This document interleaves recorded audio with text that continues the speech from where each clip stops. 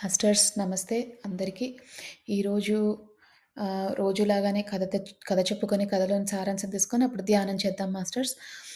ఆహ్, అయితే ఈ క్లాస్ స్టార్ట్ అయ్యే ముందు ఒక్కటి చెప్పాల్సిందేంటంటే, మీరు కథలు గనక వింటూ ధ్యానం చేయకపోతే మీకు తేడా ఎక్కువ కనిపించదు మాస్టర్స్. సో, ఒకవేళ మీరు ఈ కథని ఫస్ట్ వింటున్నారు ఇవాళ ఫస్ట్ టైమ్ మీరు కథని ఈ ప్రాసెస్‌ని వింటున్నారంటే ఫస్ట్ ఇంట్రడక్షన్ వీడియోకెళ్ళండి.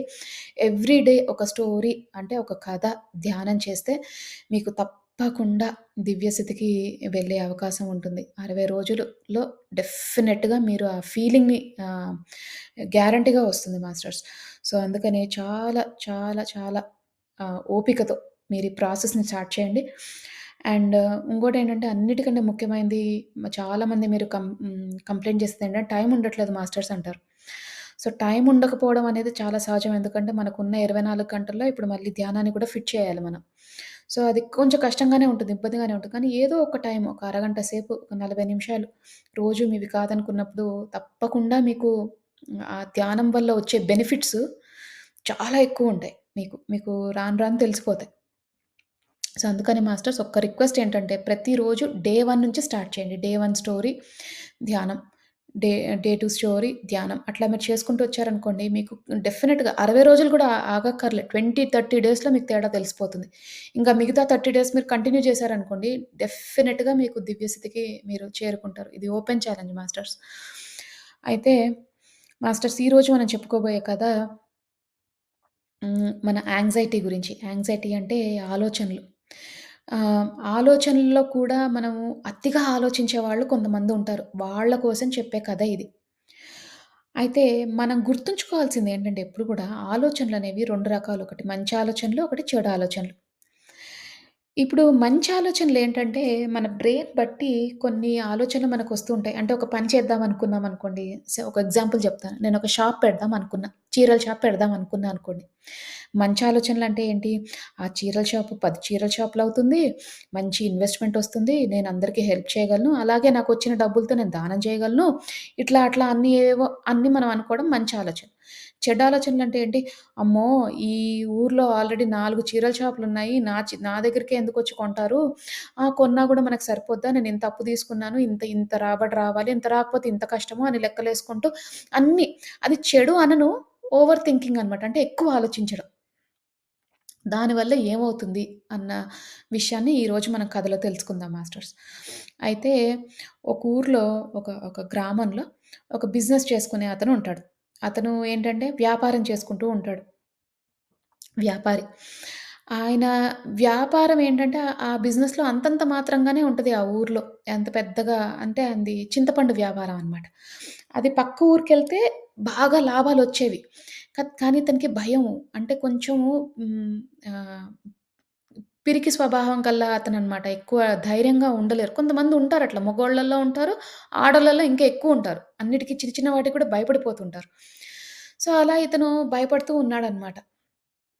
భయపడుతూ ఉన్నప్పుడు ఆహ్, ఆలోచన మాత్రం ఎప్పుడూ ఉండేది. ఆ పక్క ఊరికెళ్ళి వ్యాపారం జేస్తే బావుండునేమో, ఎక్కువ కొన్ని రాళ్ళు వెనకేసేవాడినేమో, మా మా పిల్లలకి, భార్యకి పనికొస్తుందేమో అని చక్కగా అనుకుని ఆలోచించి ప్లాన్ జేసుకున్నాడు.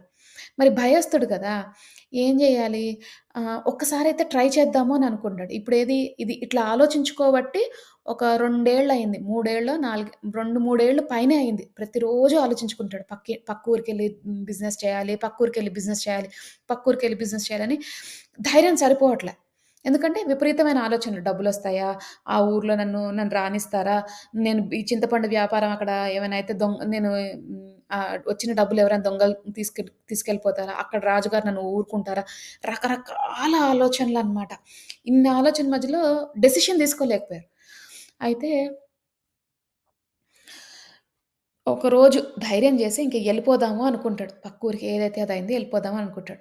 వాళ్ళ పెళ్ళానికి చెప్తాడనమాట. భార్యకి చెప్తాడు. నేనిట్లా వేరే ఊరికెళ్తా అంటే వాళ్ళ భార్య ధైర్యం చెప్తది. "ఏం పర్లేదండి ఎళ్ళిరండి నేనిక్కడ చూసుకుంటాను. ఇప్పుడు కావాల్సినన్ని సరుకులున్నాయిగా ఇంట్లో మనకి. ఇప్పుడు ఒక 10 రోజులు మీరు రాకపోయినా పర్వాలేదు. నేను మేనేజ్ చేయగలను. మీరెళ్ళండి. మీ పక్కూరికెళ్ళడానికి 2 రోజులు పడుతుంది. మీరు ఎళ్ళండి. నేను లంచ్ బాక్స్ కట్టిస్తాను. అదే డబ్బా కట్టిస్తాను. మీరు భోజనం మధ్యలో తినండి. తర్వాత ఆ ఊరు దాటిన తర్వాత మళ్ళీ అక్కడంతా పని ఫినిష్ చేసుకొని మళ్ళీ రండి. అక్కడేదైనా ప్యాక్ చేసుకొని మళ్ళీ తోవలోకి కావాల్సింది తినేసి రండి. పెద్ద ప్రాబ్లమ్ ఏం కాదు అని ధైర్యం చెప్పింది. చాలా ధైర్యం చెప్పింది. ఎందుకులేండి ఈ ఊర్లోనే సంపాదించుకోవచ్చు కదా! అని అనలేదు. సరే మా ఆయన ఏదో ట్రై చేస్తా అన్నాడు. చేయనివ్వండి అన్నట్టుగానే ధైర్యం జెప్పింది. ధైర్యం జెప్పినప్పుడు ఏమైంది, ఇతనికి కూడా కొంచెం ధైర్యం వచ్చింది. సరే బయలుదేరాడు ఊరికి.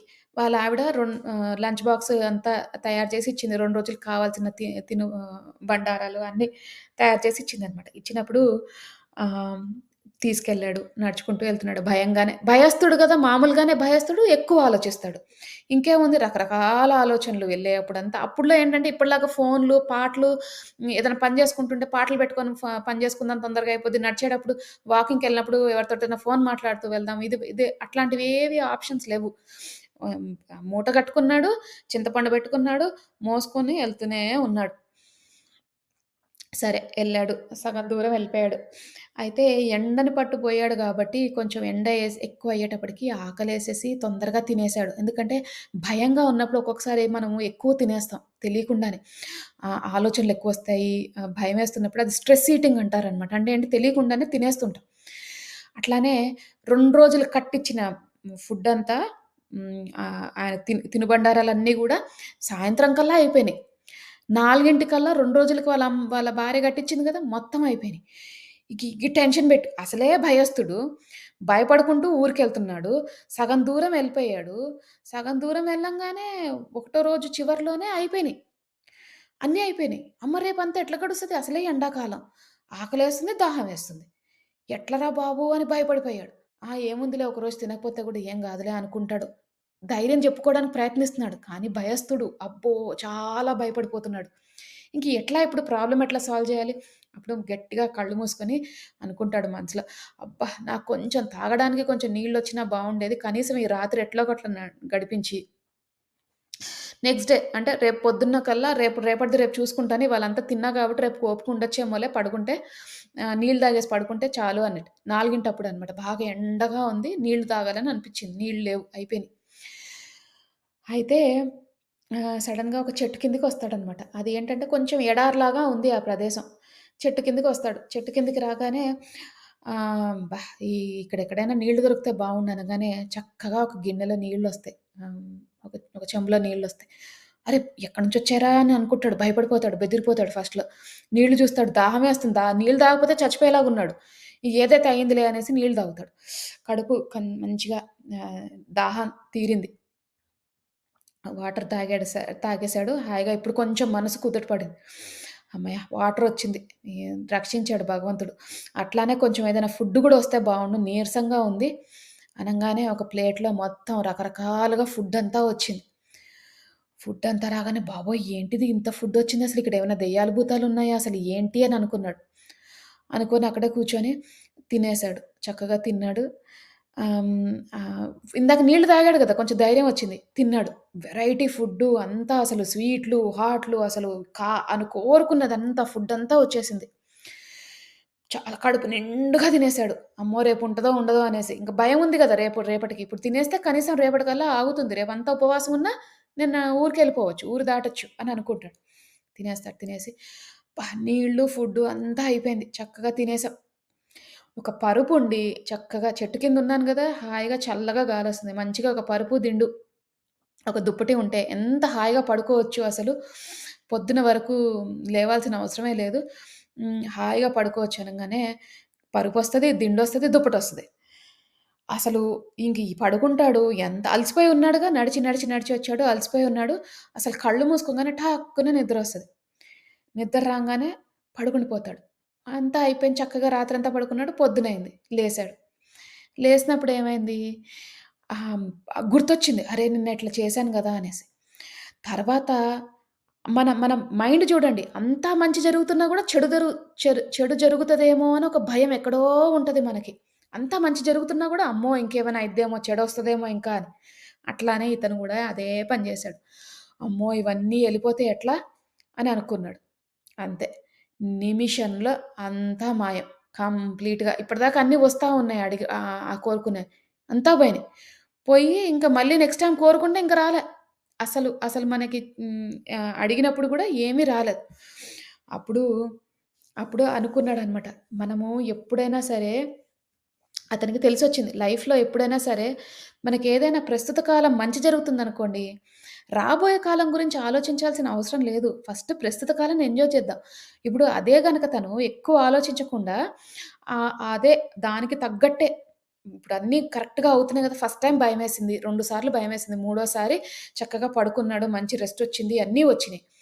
నాలుగోసారి ఎందుకు అనుమానం మళ్ళీ? 3 సార్లు కరెక్ట్‌గా అయింది గదా! ఇంకా కంటిన్యూ చేయొచ్చు గదా! ఎందుకు అనుమాన పడాలి? ఎందుకు నెగెటివ్‌గా ఆలోచించాలి? ఆ నెగెటివ్ థాట్స్ అనేవి మనకు తెలియకుండానే వస్తాయి. ఇంకోటేంటంటే, నెగెటివ్ థాట్స్‌లో గొప్పదనం ఏంటంటే, నెగెటివ్ థాట్స్ ఒకటొచ్చి ఆగదు. ఎగ్జాంపుల్ జెప్తాను. అందరికి పిల్లలున్నారు. పిల్లలు ఒకవేళ స్కూల్ బస్‌లో వెళ్తున్నారనుకోండి స్కూల్‌కి. ఒకరోజు మనకు పిల్లలు లేట్‌గా వచ్చారు. వాళ్ళ దగ్గర ఫోన్ లేదనుకుందాం. ఎగ్జాంపుల్ తీసుకుందాం. ఫోన్ లేదు. పిల్లలు లేట్‌గా వచ్చారు. అప్పుడు 10 నిమిషాలు లేట్ అయిందేమో ఊరుకుంటాం. ఓపిక పడతాం. అరగంట లేట్ అయిందనుకో, అమ్మో! బస్సుకేమైనా అయిందా? బస్సుకి యాక్సిడెంట్ అయిందా? లేపోతే వీడు బస్సు దిగి వచ్చేటప్పుడు ఎవరైనా ఎత్తుకుపోయారా? లేపోతే వీడెక్కడైనా కింద పడ్డాడా? ఏమైనా దెబ్బలు తగిలినాయా? ఇట్లాంటి నెగెటివ్ ఆలోచనలు ఎన్నొస్తాయంటే, ఒకటి స్టార్ట్ అవ్వంగానే నెగెటివ్ ఆలోచనలు అది రెట్టింపవుతాయి. 10 టైమ్స్, 20 టైమ్స్ ఎక్కువ ఆలోచనలు వస్తూనే ఉంటాయి. అదే పాజిటివ్ ఆలోచన అనుకోండి, పాజిటివ్ ఆలోచనని కూడా మనం నెగెటివ్‌గా మారుస్తాం. ఇప్పుడు ఇందాక చెప్పినట్టు మనం ఏమనుకుంటాం, ఒక చీరల కొట్టు పెడదాం అనుకున్నాం అనుకోండి. ఆ! చీరల కొట్టు పెడతాం. ఫస్ట్ ఇయర్ బానే ఉండొచ్చు. తర్వాత ఎవరొస్తారు నా దగ్గరికి? అందరూ కొనేసుకుంటారు కదా చీరలు. ఇంక అవసరం ఏముంది? అన్నీ లాసొస్తే ఎట్లా? వీళ్ళకి అప్పు తీర్చాలి, వాళ్ళకి అప్పు తీర్చాలి. అట్లాంటి ఆలోచనలు నెగెటివ్ పాజిటివ్‌గా వచ్చినయి కూడా మనం నెగెటివ్‌గా మార్చేసుకుంటాం. ఎందుకంటే ఎక్కువ ఆలోచించే వాళ్ళకి అదొక వీక్‌నెస్.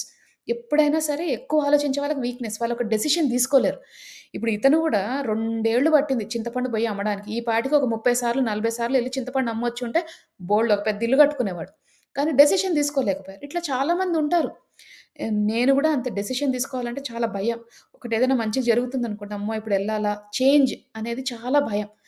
కానీ ఒక్కోసారి ఆ చేంజ్ అనేది మనకి అవసరం. ఇప్పుడు మనమందరం వచ్చాం ధ్యానంలోకి. కారణం లేకపోతుంటే వచ్చేవాళ్ళం గాదు. అంతా మంచి జరుగుతుంటే ధ్యానంలోకి ఎందుకొస్తాం? మనం ధ్యానంలోకొచ్చామంటేనే మనకేదో సిట్యుయేషన్ జరిగిందో, ఏదో అసంతృప్తి ఉందో మనకి లైఫ్‌లో అందుకనే మనం ధ్యానంలోకొచ్చాం. సో, మాస్టర్స్ అందుకనే మనం గుర్తుంచుకోవాల్సిందేంటంటే, ఈ నెగెటివ్ ఆలోచనల్ని కట్ చేయాలి. అంటే మనం ఏమనుకోవాలి అంటే నేను మామూలుగా లెసన్స్ చెప్పినప్పుడు, క్లాసెస్ చెప్పినప్పుడు చెప్పే ఎగ్జాంపుల్ ఏంటంటే, ఒక నెగెటివ్ ఆలోచనొస్తుంది. నెగెటివ్ ఆలోచనొచ్చినప్పుడు మనం ఏం జేయాలి? ఇమ్మీడియేట్‌గా దాన్ని కట్ చేయాలి. ఇప్పుడు నాకొక భయమేసిందనుకోండి, ఏదో విషయంలో నా పిల్లల విషయంలోనే నాకు భయమేసిందనుకోండి. ఒక్కొక్కసారి ఆ కోవిడ్ టైంలో ఏ జ్వరం వచ్చినా కోవిడేనేమో అని భయమేసేది.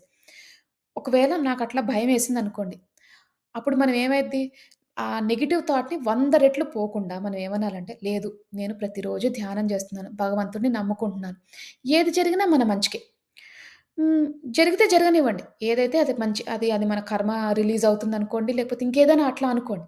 అనుకోంగానే ఏమైతుంది, ఆ ఒక్క నెగెటివ్ థాట్ 100 నెగెటివ్ థాట్స్ అవ్వకుండా ఆగిపోయింది. అక్కడితో ఆగిపోయింది. మళ్ళీ 10 నిమిషాల తర్వాత, 20 నిమిషాల తర్వాత మళ్ళీ వస్తది నెగెటివ్ థాట్. మళ్ళీ అట్లనే జేసుకోండి. లేదు నేను భగవంతుడి మీద భారమేస్తాను. కంప్లీట్‌గా సరెండర్ అయిపోతాను భగవంతుడికి. ఏం జేస్తే అది చేయని. నా చేతుల్లో లేదది. మా పిల్లలు సిక్ అవుతే నా చేతుల్లో లేదు. నేను మంచి ఆహారాన్ని పెట్టాను. మంచి టైంకి అన్నం పెడుతున్నాను. మంచిగా వాళ్ళు బుద్ధిగా ఉంటున్నారు. చెత్తా చెదారం ఏం తినట్లేదు. అయినా జ్వరం వచ్చింది. నేనేం చేయను? నా చేతుల్లో లేదింక. అనే ధైర్యం ఎప్పుడైతే మనం తెచ్చుకునేటట్టు ఉన్నామో, ఆ నెగెటివ్ ఆ థాట్ ప్రాసెస్ ఏదైతే ఉంటుందో బ్రేక్ అవుతుంది. అది బ్రేక్ అయినప్పుడు ఏమవుతుంది? ఆ మిగతా 99 ఆలోచనలు తగ్గిపోతాయి. సో, ఒకటొస్తే ఫస్ట్‌లో ఏంటి? ఈ బ్రేక్ చేయకపోతే ఏమైంది? ఆ ఒకటి 100 అయినాయి. బ్రేక్ చేసిన కొద్దీ ఏమైంది? ఆ ఒకటి ఒకటిగానే ఉండిపోయింది. లేకపోతే ఒకటి 10గా ఉండిపోయింది అంతే. ఆగిపోయింది. బ్రేక్ చేసేసాం. మళ్ళీ కొంతసేపటి తర్వాత మళ్ళీ వస్తాయి. ఈ నెగెటివ్ ఆలోచనలు పోవు. ఆ మైండ్‌కి అసలవి కోతిలాగా అన్నమాట. వస్తూనే ఉంటాయి. వస్తూనే ఉంటాయి. వస్తూనే ఉంటాయి. సో, వచ్చినప్పుడల్లా మీరు బ్రేక్ చేశారనుకోండి, అప్పుడు మీ ఆలోచన విధానం మారుతుంది. అది. నేను ట్రై చేసిన టెక్నిక్ అయితే అది. ఒక్కొక్కసారి నాకు సడెన్‌గా నెగెటివ్ ఆలోచనలకెళ్ళిపోతాను. లోపలికెళ్ళిపోతాను నేను గూడా. బ్రేక్ చేసుకుంటా. ఎందుకు నేను అట్లా ఆలోచిస్తున్నా? అట్లా ఆలోచించాల్సిన అవసరం ఏముంది? అయినప్పుడు చూసుకుందాం. ఫస్ట్ ఇప్పుడు ప్రస్తుత కాలంలో అవ్వలేదు గదా! దీన్ని కంటిన్యూ చేద్దాం. అది ఎప్పుడో రిజల్ట్స్ ఒస్తాయి. ఎప్పుడో స్కూల్ రీఓపెనింగ్ అయినప్పుడు ఎగ్జామ్ రిజల్ట్స్ ఒస్తాయి. అప్పుడు చూసుకుందాంలే. ఇప్పుడెందుకు? ఆహ్, కష్టపడ్డాము, వస్తే వచ్చింది లేకపోతే లేదు అన్నట్టుగా ఉండాలి. ఆ ధైర్యం తెచ్చుకోవాలి. అది తెచ్చుకున్నప్పుడే మనము ఉన్నత స్థితికెళ్ళగలుగుతాం. అంటే ఎప్పుడైతే మీరు గుర్తుంచుకోండి భయము, నమ్మకము ఒక దగ్గరుండవు. మీరు భయపడుతున్నారంటే మీరు దేవుడిని నమ్మనట్టు. ఈ విశ్వాన్ని నమ్మనట్టు, ఎనర్జీ మీకంటే పైన ఒక ఎనర్జీ ఉంది. మంచి జరుగుతుంది అని నమ్మనట్టు. ఎందుకంటే నమ్మినప్పుడు మీకు భయం ఉండదు. నమ్మకం లేనప్పుడే భయం ఉంటుంది. సో, భయము నేను భయపడతానండి. కానీ నాకు నమ్మకం ఉంది భగవంతుడి మీద అంటే అది తప్పు. ఎప్పుడైనా సరే నమ్మినప్పుడు భయం ఉండదు. భగవంతుడే నాకు అన్నీ చూసుకుంటానంటే ఇంక భయం అనే కాన్సెప్ట్ ఎందుకొస్తది? రాదు. సో, అది ఇంప్రూవ్ చేసుకోవాలి. ఆ శరణాగతిని ఇంప్రూవ్ చేసుకోవాలి. భగవన్నామ స్మరణతో ఎప్పుడు శరణాగతిలో ఉండేటట్టు మనం చూసుకోవాలంటే, ఆ నమ్మకాన్ని పెంచుకోవాలి. నమ్మకం పెరిగినప్పుడు ఎప్పుడు గూడా భయం అనేది తగ్గిపోతుంది మాస్టర్స్. సో, ఇది ఈరోజు మన కథ. అందరూ సుఖస్థిరాసనంలో కూర్చున్నారు కాబట్టి ఆల్రెడీ చక్కగా కథని విన్నారు కాబట్టి ఇక మనం ధ్యానం చేసుకుందాం మాస్టర్స్. అందరూ స్థిర సుఖాసనంలో కూర్చోండి. అంటే మీకు ఏ పొజిషన్ కంఫర్టబుల్‌గా అనిపిస్తే ఆ పొజిషన్‌లో కూర్చోండి. ఒకవేళ మీ ఆరోగ్య రీత్యా మీరు కూర్చోలేకపోతే పడుకొని కూడా ధ్యానం చేయొచ్చు. కూర్చున్నప్పుడు మీరు వెన్నుముక్క స్ట్రెయిట్‌గా ఉండేటట్టు చూడండి. తల నిటారుగా పెట్టండి. వేలల్లో వేలు పెట్టుకోండి. కళ్ళు 2 మూసుకోండి. అలాగే పడుకొని ధ్యానం చేసేవారు కాలు మీద కాళ్ళు పెట్టుకొని, వేలల్లో వేలు పెట్టుకొని, కళ్ళు 2 మూసుకోండి.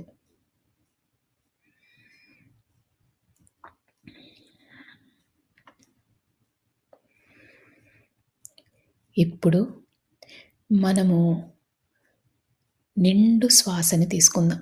అంటే శ్వాస ఎంత నిండుగా ఉండాలంటే, మనం శ్వాస లోపలికి పీల్చుకుంటున్నప్పుడు, ఈ విశ్వంలోని సమస్త కాస్మిక్ ఎనర్జీ అంతా కూడా మీ శరీరంలోకి వెళ్తున్నట్టు భావించండి.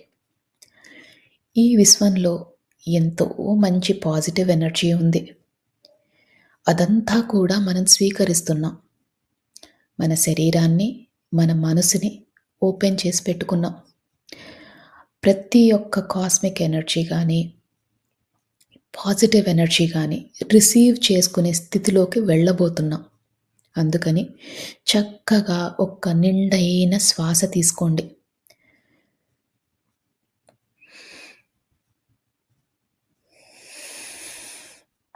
ఆ శ్వాసని వదిలేసేటప్పుడు మనలోని సరికాని ఆలోచనలు, చికాకులు, టెన్షన్‌లు ఏవైనా ఉంటే అవన్నీ తొలగించుకునే ప్రయత్నం చేయండి. ఈ నిండైన శ్వాస తీసుకున్నప్పుడు మీ ఊపిరితిత్తులు నిండుగా అనిపిస్తాయి. అలాగే ఆ శ్వాసని వదిలేసేటప్పుడు చాలా తేలికైపోతాయి. దీన్ని గమనించండి. ఇలానే ఒక 5 సార్లు నిండైన శ్వాస తీసుకొని వదిలేసే ప్రయత్నం చేయండి.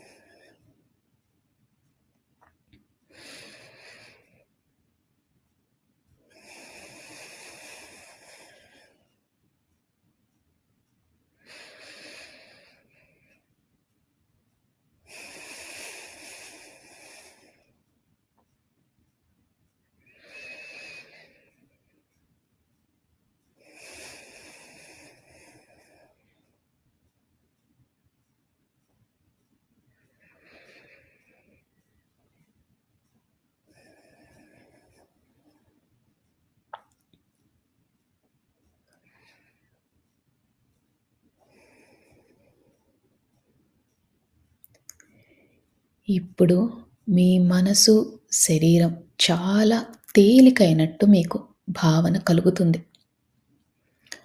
మనమిప్పుడు శరీరంలో ప్రతి భాగాన్ని రిలాక్స్ చేసుకునే ప్రయత్నం చేద్దాం. అంటే ముందుగా సహస్రారం తల భాగం దాన్ని రిలాక్స్ చేసుకునే ప్రయత్నం చేద్దాం. అలానే ముఖము, చెవులు, భుజాలు, చేతులు, చేతి వ్రేళ్ళు, పొట్ట, నడుము, కాళ్ళు, పాదాలు, కాలి వ్రేళ్ళు అన్నిటినీ రిలాక్స్ చేసుకోండి. రిలాక్స్ చేయడం అంటే మీరు కంఫర్టబుల్ పొజిషన్‌లో కూర్చున్నట్టు, అలానే తేలిగ్గా అయినట్టు మీకు అనిపిస్తే మీ శరీరం రిలాక్స్ అవుతున్నట్టు. బిగించి పట్టకండి. శరీరాన్ని చాలా లూజ్‌గా, రిలాక్స్డ్‌గా చేయండి.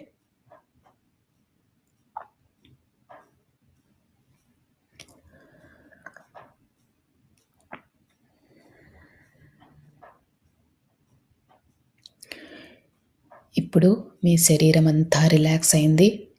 మీ మనసు కూడా చాలా తేలిక అయింది. ఇక అతి ముఖ్యమైన విషయం, మీరు ఎలాంటి సమస్యతో బాధపడుతున్నా, ఎలాంటి స్థితిలో ఉన్నా, ఇదంతా తాత్కాలికమని మాత్రమే గుర్తించండి. ఎందుకంటే ఏ సమస్యకైనా ఒక సమాధానం ఉంటుంది. దాని దొరికే ప్రయత్నమే, దాన్ని కనుక్కునే ప్రయత్నమే ఈరోజు మనం చేసే ఈ ధ్యానం. అందుకని శరీరం అంతా రిలాక్స్ చేస్తున్నాం, మనసుని రిలాక్స్ చేస్తున్నాం. ఎలాంటి పరిస్థితులైనా కూడా ఒక అరగంట పాటు మనం అది పక్కన పెడుతున్నాం అంటే దాన్ని మర్చిపోయే ప్రయత్నం చేస్తున్నాం. మరి ఇది మర్చిపోవాలంటే మనకి ఆ భగవంతుని శక్తి కావాలి. మీ ఇష్టదైవమైన ఎవరైనా మీ ఇష్టదైవం ఉంటే ఆ ఇష్టదైవాన్ని మనస్ఫూర్తిగా నమస్కరించుకోండి. అలానే ఒకవేళ మీకు ఇష్టదైవం లేకపోయినా, భగవంతుడి పైన నమ్మకం లేకపోయినా, ఈ విశ్వంలోని ఉన్న కాస్మిక్ ఎనర్జీ, ఆ పాజిటివ్ ఎనర్జీ ఏదైతే మనల్ని నడిపిస్తుందో దాన్ని నమస్కరించుకొని, కృతజ్ఞతలు తెలియజేసుకొని, మనతో పాటు ధ్యానం చేయడానికి ఆహ్వానించండి. మీ ఇష్టదైవాన్నైనా, ఈ పాజిటివ్ ఎనర్జీనైనా మనతో పాటు ధ్యానం చేసే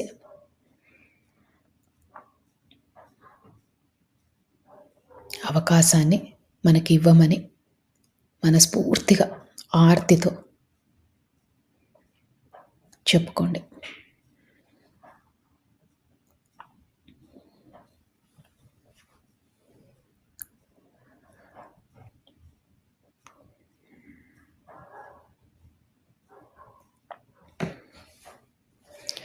మీ శరీరం అంతా తేలికైపోయింది. మీ మనసు కూడా చాలా తేలిగ్గా ఉంది. ఇక మనం ధ్యాన లోతుల్లోకి వెళ్దాం.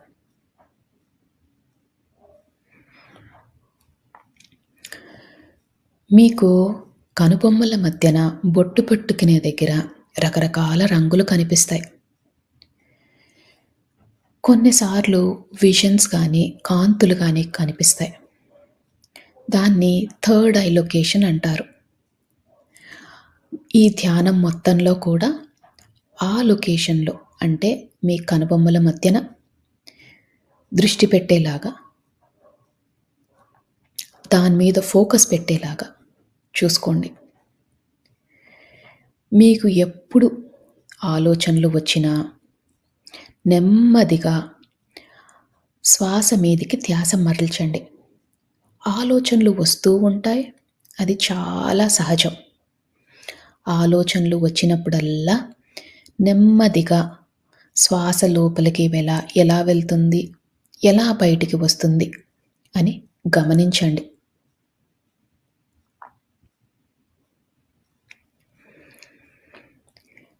ఆలోచనలతో పోట్లాడొద్దు.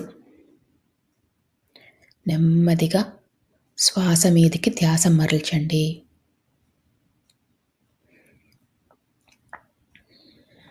ఈ ప్రక్రియలో, ఈ ధ్యాన ప్రక్రియలో చాలాసార్లు ఆలోచనలు వచ్చే అవకాశం ఉంది. మనం ధ్యానం లోతులోకి వెళ్ళినప్పుడు ఏ ఆలోచనలు రావు. అందుకనే ఆలోచనలు వచ్చినప్పుడల్లా శ్వాస మీదికి ధ్యాస మరల్చండి.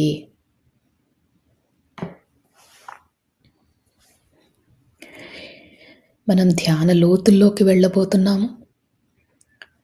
ఇక ఒక్క 3 సార్లు మళ్ళీ మంచి నిండైన శ్వాస తీసుకొని వదిలేయండి. శ్వాస తీసుకుంటున్నప్పుడు మీతో పాటు ఉన్న భగవంతుని శక్తి కూడా మీ దగ్గరికి వస్తున్నట్టు, అలానే ఈ విశ్వంలోని కాస్మిక్ ఎనర్జీ శక్తి అంతా కూడా మీ శరీరంలోకి వెళ్తున్నట్టు భావించండి. ఈసారి ఆ శక్తి రెండింతలయ్యింది. ఎంతో అద్భుతమైన ఈ శక్తిని మనం స్వీకరిస్తున్నాం. అందుకని శ్వాస లోపలికి వెళ్ళేటప్పుడు చక్కగా నిండుగా మీ ఊపిరితిత్తులన్నీ కూడా నిండుగా అయ్యేటట్టు భావించి ఆ శ్వాసని తీసుకొని మళ్ళీ వదిలేయండి. ఇలా 3 సార్లు చేయండి.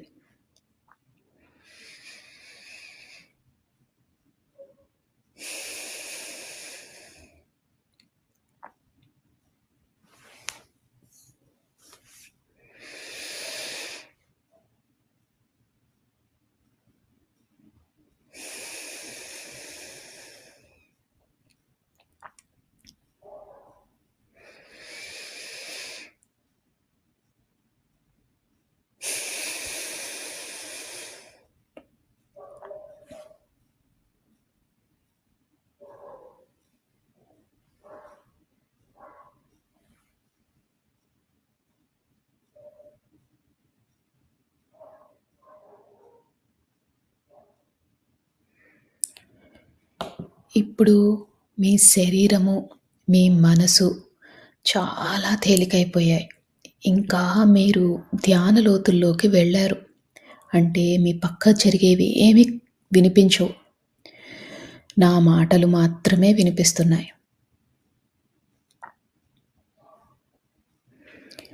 ఆ కనుబొమ్మల మధ్యన ఉన్న ఆ ప్రదేశాన్ని, అంటే థర్డ్ ఐ లొకేషన్‌ని బాగా ఫోకస్‌లో పెట్టండి. ఒక్కోసారి మీకు ఆ థర్డ్ ఐ లొకేషన్‌లో కొంచెం భారంగా అనిపించినా, నొప్పిగా అనిపించినా అది చాలా సహజం.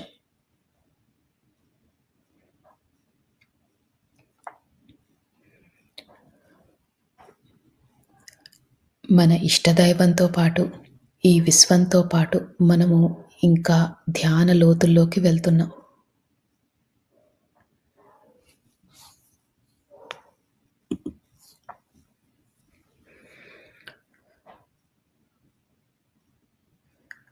ఈ ధ్యాన లోతుల్లోకి వెళ్ళేటప్పుడు మీరు గమనించాల్సిన విషయం, మీ శరీరమంతా చాలా తేలికైపోయింది. మీకు ఎలాంటి ఇబ్బందులు లేవు. మీరు చాలా ధ్యాన స్థితికి వెళ్ళబోతున్నారు. ఈ విశ్వం మనకు సహకరిస్తుంది. మనము అద్భుతమైన స్థితికి వెళ్ళబోతున్నాం.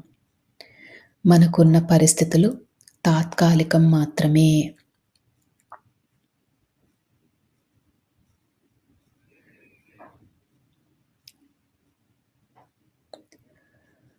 మనము ఈ జీవితానికి, ఈ విశ్వానికి, మన ప్రయాణానికి, ఈ జీవన ప్రయాణానికి కృతజ్ఞతలు తెలియజేసుకోవాలి. ఎందుకంటే ఎంతో అదృష్టం ఉంటే మనం ఈ ధ్యాన మార్గంలోకి వచ్చాము. జ్ఞానాన్ని తెలుసుకుంటున్నాము. అందుకని మనము మనస్ఫూర్తిగా ఒకసారి కృతజ్ఞతలు కూడా తెలియజేసుకుందాం.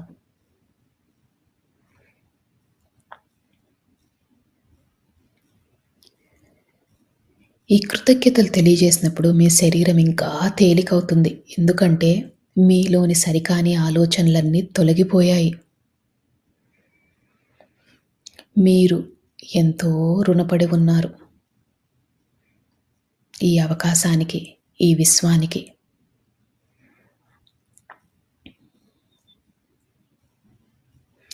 మనసుని బాగా తేలిక చేసుకోండి. అదే స్థితిలో ఉండండి.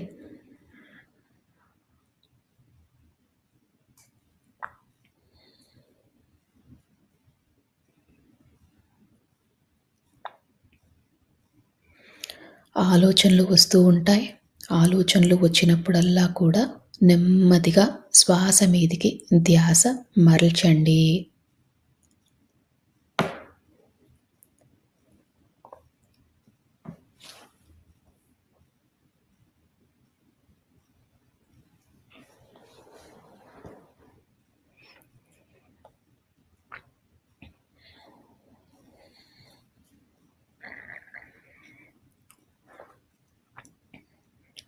మనము మానవ జన్మ ఎత్తిందే కర్మలు తీర్చుకోవడాని కోసం.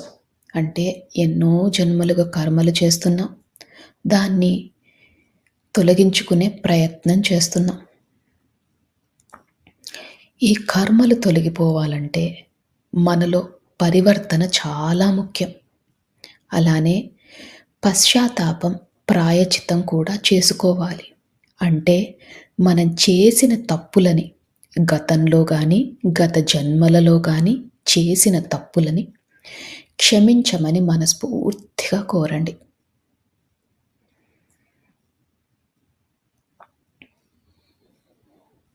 అలానే పరివర్తనలో ఉంటాము అని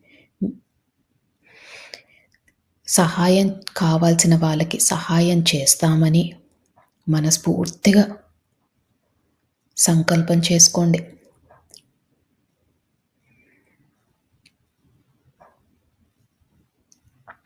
మా వద్దకు సహాయం కోరి వచ్చిన వారికి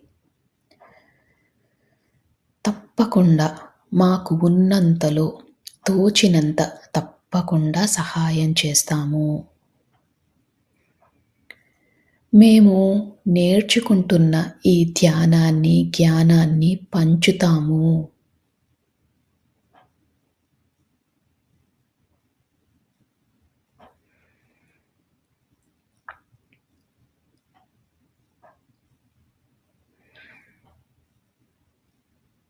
ప్రతి జీవాత్మకు కూడా మా వల్లే సుఖంగా బ్రతికే హక్కు ఉందని తెలుసుకున్నాము.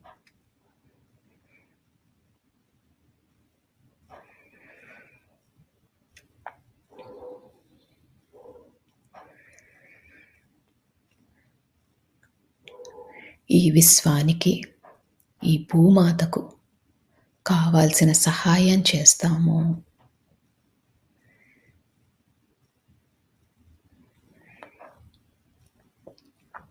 ఈ సంకల్పాలు మనం చెప్పుకున్నప్పుడు మీ శరీరం ఇంకా తేలికవుతుంది. మీ మనసు కూడా బాగా తేలికవుతుంది.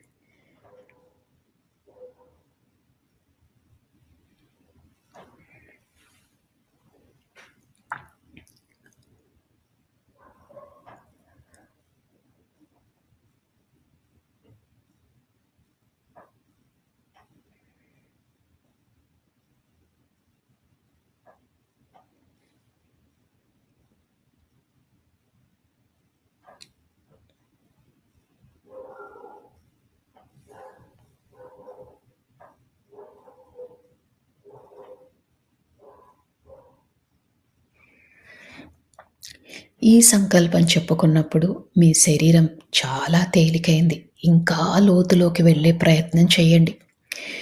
మీ పక్కన ఏది జరుగుతున్నా మీకు పట్టించుకోవద్దు. నా మాటలు మాత్రమే మీకు వినిపిస్తున్నాయి. ఈ ధ్యాన లోతుల్లోకి మీరు వెళ్ళిపోయారు. ధ్యానంలో ఆ మహాదేవుడిని, ఆ పరమశివుడిని, ఆ జగన్మాతను, మీ ఇష్టదైవాన్ని, అలానే మీకు ఈ విశ్వం నుంచి కావాల్సిన సహకారం దొరకాలని మనస్ఫూర్తిగా కోరండి. ఇప్పుడు విశ్వంలోని సమస్త కాస్మిక్ ఎనర్జీ అంతా కూడా కాంతుల రూపంలో మన శరీరంలోకి వెళ్తున్నట్టు భావించండి. అద్భుతమైన కాంతులు, ఎటు చూసినా కాంతులే. ఈ కాంతులే మనకు సర్వం, ఈ కాంతులే మనకు దైవం, ఈ కాంతులే మనకు ఆరోగ్యం.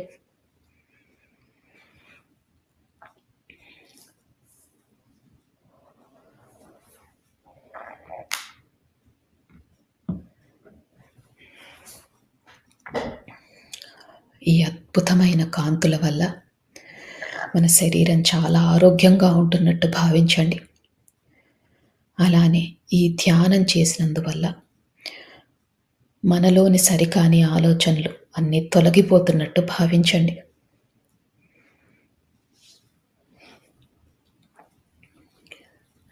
ఈ రోజు నుంచి మన కుటుంబ కలహాలన్నీ తొలగిపోతాయి.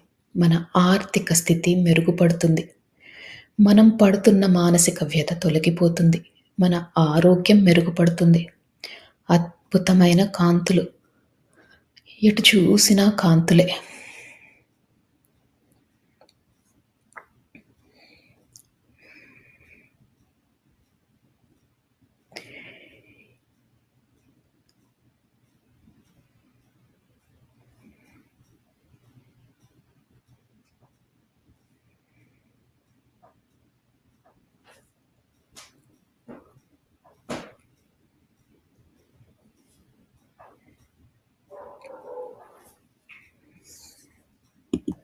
ఇంకా ఇంకా ధ్యాన లోతుల్లోకి వెళ్తున్నారు. అద్భుతమైన స్థితి. శరీరము, మనసు అన్నీ తేలికైపోయాయి.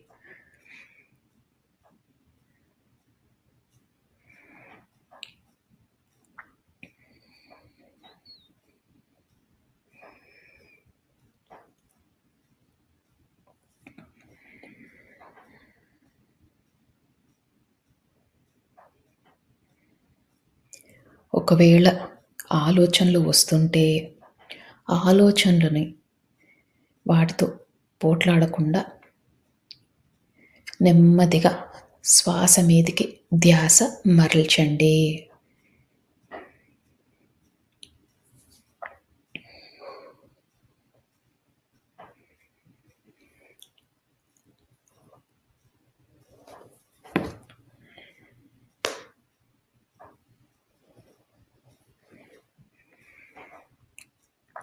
ఇంకా ఇంకా ధ్యాన లోతుల్లోకి వెళ్తున్నారు.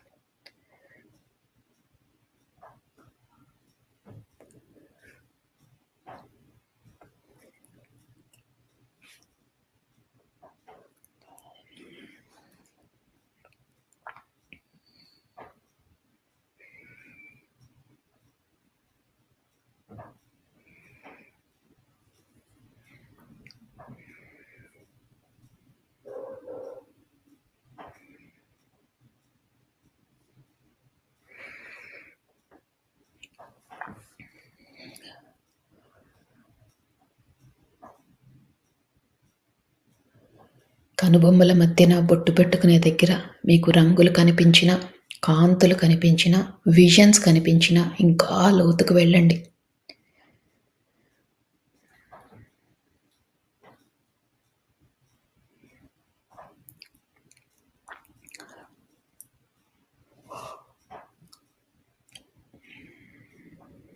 అద్భుతమైన ధ్యాన స్థితిలో ఉన్నారు. సంకల్పాలు చెప్పుకున్నాం.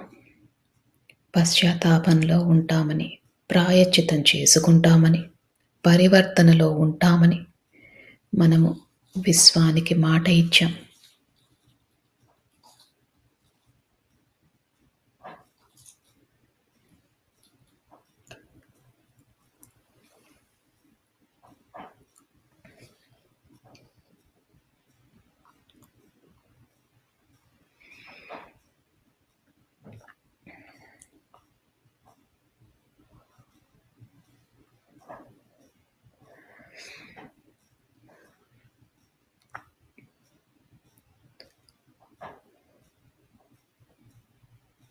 మీ శరీరాన్ని గమనించండి. చాలా తేలిగ్గా ఉంది. ఇదే స్థితిని కొనసాగిస్తూ ఇంకా ధ్యాన లోతుల్లోకి వెళ్ళండి.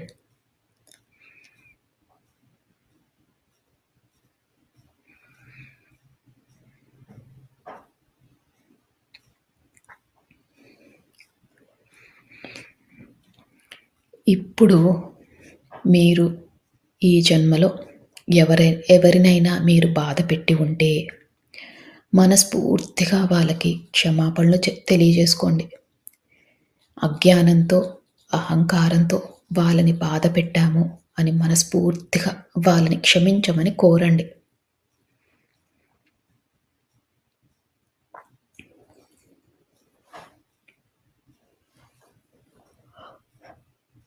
అలానే ఎవరైనా మిమ్మల్ని బాధపెట్టి ఉంటే ఈ ఈ గతంలో వారిని మనస్ఫూర్తిగా మీరు క్షమించండి. వారు తెలియక, అజ్ఞానంతో, అహంకారంతో తప్పులు చేసి ఉంటారు. అందుకని మీకు వారిపైన ఎలాంటి కోపమున్నా, ద్వేషమున్నా అవన్నీ తొలగించుకోండి.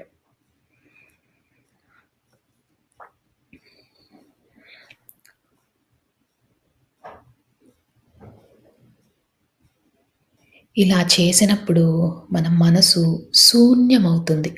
మనసు శూన్యమైనప్పుడే ఈ విశ్వంతో అనుసంధానం అవ్వగలం. మీ ఇష్టదైవంతో అనుసంధానం అవ్వగలం. అందుకని ఎవరిపైనైనా కోపం గానీ, ద్వేషం గానీ ఉంటే అవన్నీ తొలగించుకోండి. శూన్య స్థితికి చేరుకోండి.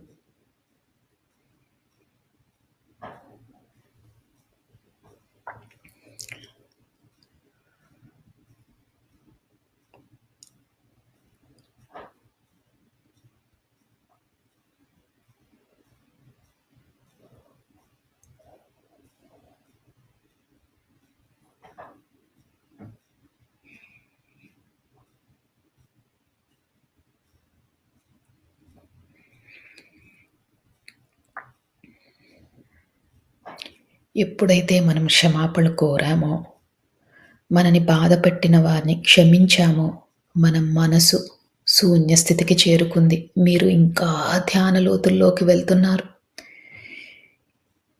ఆ విశ్వంతో అనుసంధానం అవుతున్నారు.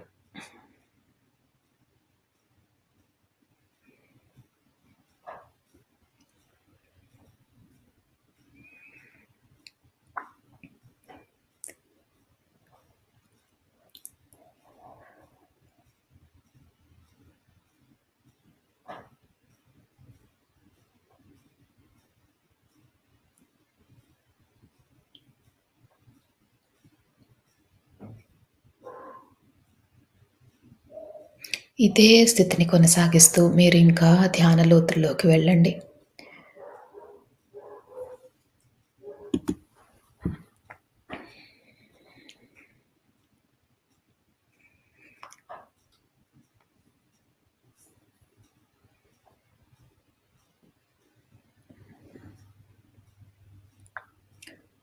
అద్భుతమైన ధ్యాన స్థితిలో ఉన్నారు. ఇదే స్థితిని కొనసాగిస్తూ మీరు ఇదే స్థితిలో ఉండొచ్చు. ఒకవేళ ఈ స్థితి నుంచి బయటికి రావాలనుకుంటే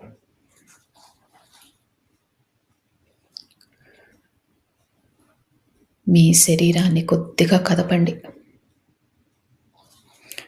నెమ్మదిగా మీ ధ్యాన స్థితిలో నుంచి బయటికి రండి. చేతులు రెండు విడదీయండి. కళ్ళ మీద పెట్టుకోండి. మీతో పాటు ధ్యానం చేసిన వారందరికీ కూడా మనస్ఫూర్తిగా కృతజ్ఞతలు తెలియజేసుకోండి. ఈ విశ్వానికి కృతజ్ఞతలు తెలియజేసుకోండి. మీ ఇష్టదైవానికి కృతజ్ఞతలు తెలియజేసుకోండి. మీ మాస్టర్స్కి కృతజ్ఞతలు తెలియజేసుకోండి. ఇంత మంచి జీవితాన్ని ధ్యానం చేసుకునే అవకాశాన్ని ఇచ్చినందుకు మనస్ఫూర్తిగా ధన్యవాదాలు తెలియజేసుకుంటూ, అలానే తెలియక చేసిన తప్పులు ఏవైనా ఉంటే క్షమించమని కోరుతూ మీరు ధ్యాన లోతుల్లో నుంచి బయటికి రావచ్చు.